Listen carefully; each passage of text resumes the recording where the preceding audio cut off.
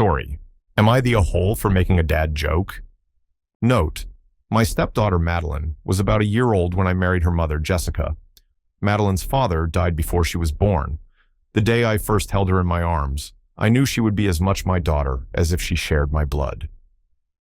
Over the years, I've been there for every skinned knee, every lost tooth, and every triumph at school. I've weathered tantrums, celebrated victories, and watched with pride as she grew into a remarkable young woman. Now, at 15, Madeline is in the throes of teenage rebellion. It's as if, overnight, my sweet little girl transformed into a storm of emotions and defiance. Every conversation feels like navigating a minefield, each word carefully chosen to avoid setting off an explosion of teenage angst. 2 days ago, I found myself in the unenviable position of having to discipline Madeline. She had broken curfew, not for the first time, and I knew I had to put my foot down. As I picked her up from her friend's house, the tension in the car was palpable. I explained that she would be grounded for the next 2 weeks. No phone, no social media, no going out except for school. That's when she dropped the bomb. "You're not my dad. I don't have to follow you," she spat, her words laced with venom. Each syllable felt like a dagger to my heart.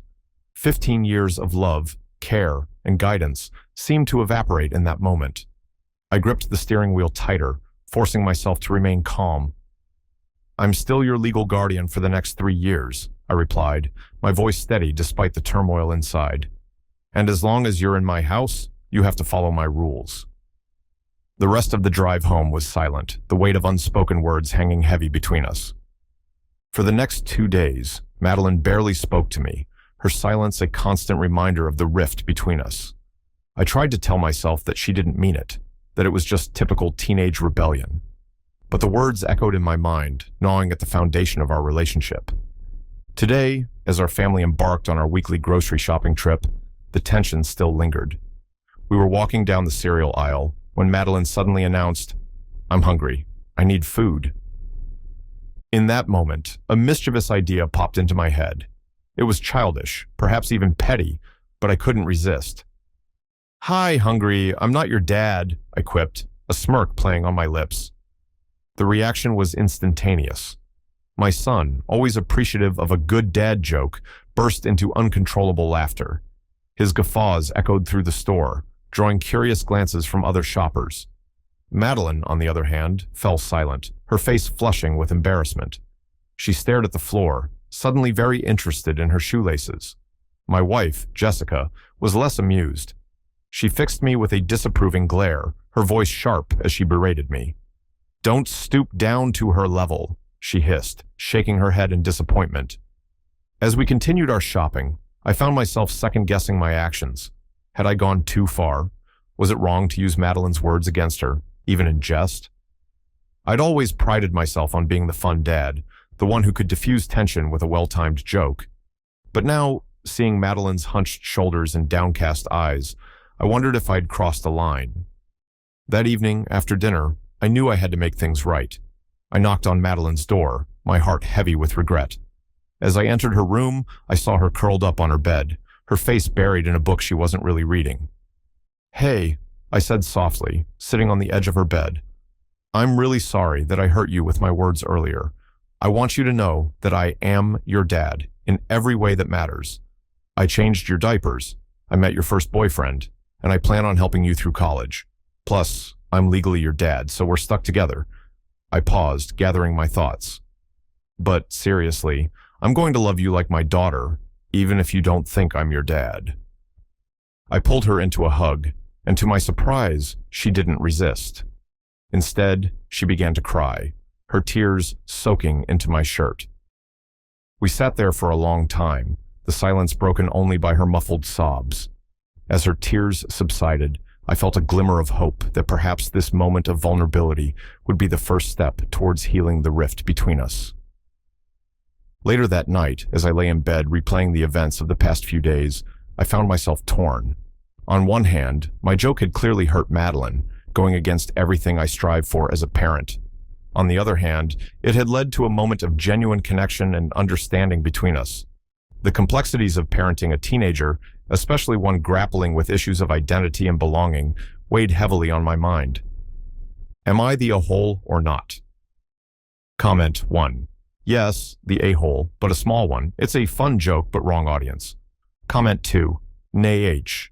Your daughter is 15, so she's somewhat of an involuntary asshole by virtue of being a teenager. What she said was hurtful, but chances are she'll come around with maturity. Your dad joke was funny and harmless. I am seriously struggling to find anything negative to glean from it. Even when I was an assholey teen, I enjoyed my dad's cringe-worthy jokes, so this just comes across as very wholesome to me. Story. Am I the a-hole for telling my extended family how many men, roughly, my sister has slept with after she outed our youngest brother as a virgin? We had a family dinner this evening. The warm glow of candlelight illuminated the faces of our extended family, gathered around the long oak table. The air was filled with the aroma of roasted turkey and the buzz of conversation as cousins, aunts, and uncles caught up on each other's lives.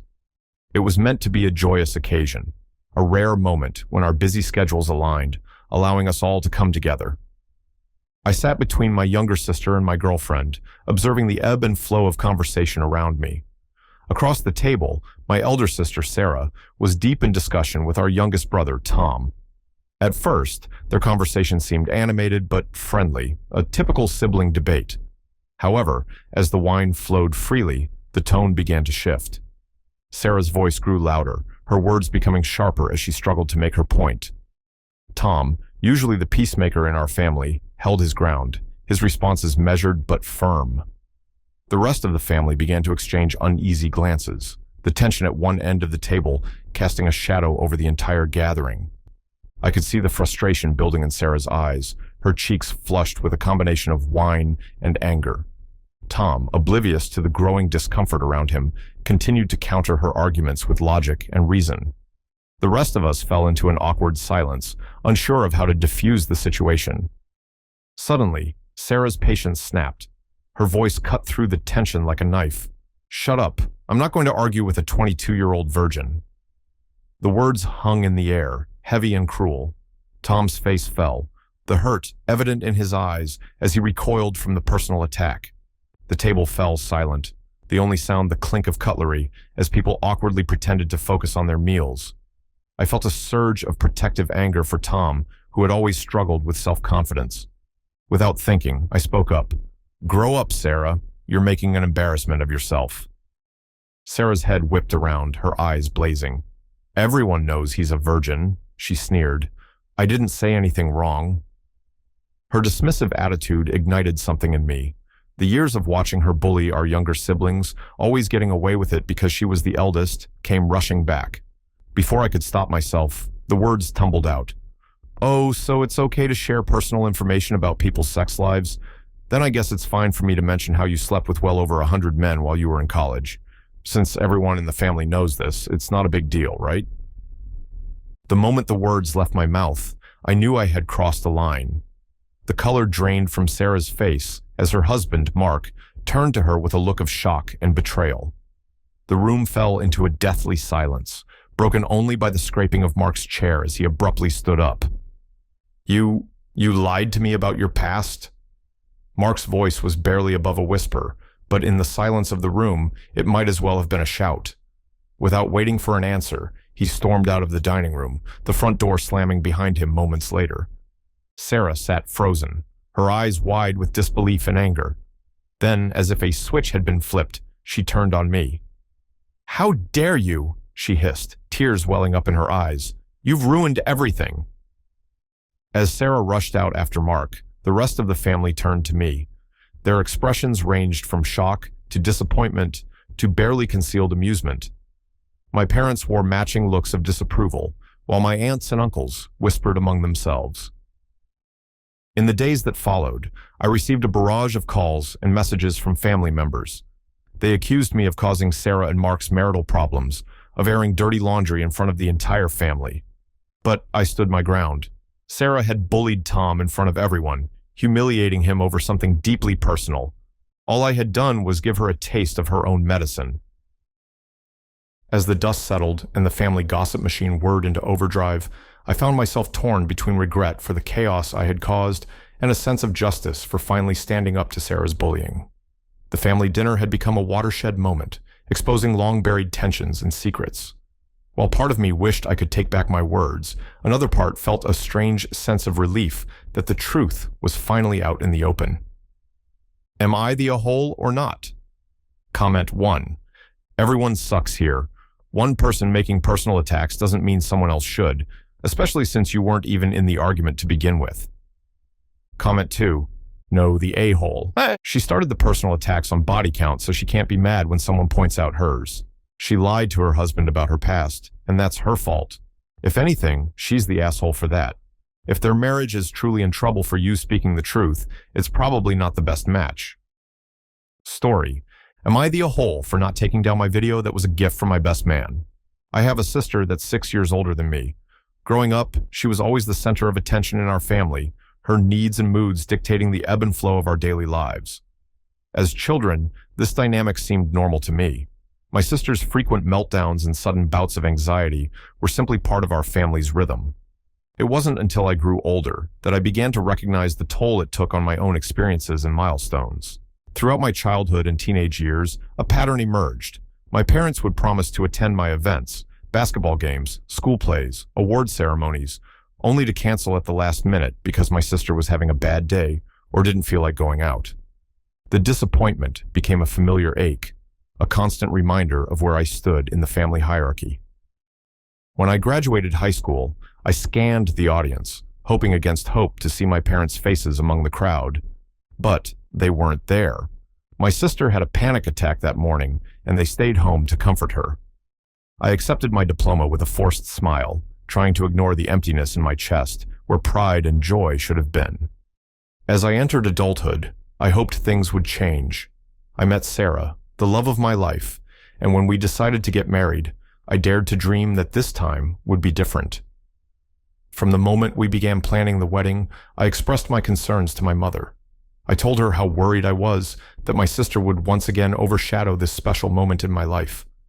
My mother's reassurances were constant and emphatic. "It won't happen this time," she promised, her voice filled with determination.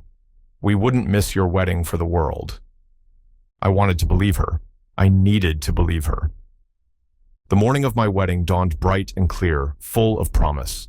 As I adjusted my tie and took a deep breath, my phone buzzed. A voicemail from my mother. With trembling hands, I pressed play, her words washing over me like a cold, familiar wave of disappointment. My sister's dog was sick, and she was too upset to attend the wedding. They wouldn't be coming. I stood there, frozen, as the reality of the situation sank in. My best man, Jake, found me like that, staring blankly at my phone. Without a word, he took the device from my hand and left the room. I was too numb to wonder what he was doing. The ceremony was beautiful, Sarah radiant in her white gown. We exchanged vows, cut the cake, and danced our first dance as husband and wife. But throughout it all, I couldn't shake the hollow feeling in my chest, the empty chairs where my parents should have been, a constant, silent reminder of their absence. Our honeymoon was a blissful week at a lakeside cabin, far from cell service and the complications of family. It wasn't until we returned home that I discovered what Jake had done. He had created a video montage of our wedding day, set to the haunting backdrop of my mother's voicemail. The images flashed by, Sarah and I surrounded by her beaming parents, me dancing alone where a mother-son dance should have been, the two of us cutting the cake without my father in sight. The caption read, "My best friend. He is an amazing person, even if his parents never showed up for him." The video had gone viral. My phone was flooded with messages from family members on both sides, demanding I take down the post. My sister, they said, hadn't stopped crying since she saw it. My mother was refusing to leave the house, overwhelmed by shame and the judgment of others. For a moment, I considered giving in to their demands. But then I remembered all the times I had swallowed my disappointment, all the milestones I had celebrated alone, while my sister's needs took precedence. I decided to wait, to savor the last few days of my newlywed bliss before diving back into the family drama. When I finally called my father back, his words were familiar. "It was just a bad night for us," he said, his tone dismissive. "We'll make it up to you and Sarah."